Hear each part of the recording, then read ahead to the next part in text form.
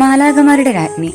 പരിശുദ്ധ കന്യകാമറിയത്തിന്റെ ജീവിതം മുഴുവനും മാലാഖമാരോട് വളരെയധികം ബന്ധപ്പെട്ട് കിടക്കുന്നു. മംഗളവാർത്ത, ഈശോയുടെ ജനനം, സ്വർഗാരോപണം, കിരീടധാരണം എന്നിവയിലെല്ലാം മാലാഖമാരുടെ സാന്നിധ്യം നാം ദർശിക്കുന്നു.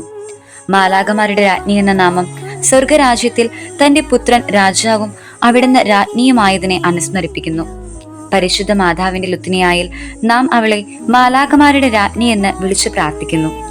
ഫ്രാൻസിസ്കൻ കലണ്ടർ അനുസരിച്ച് ആഗസ്റ്റ് 2 അനുസ്മരിക്കുന്ന മാലാഖമാരുടെ രാജ്ഞിയുടെ തിരുനാൾ വളരെ പ്രാധാന്യം അർഹിക്കുന്നതാണ്.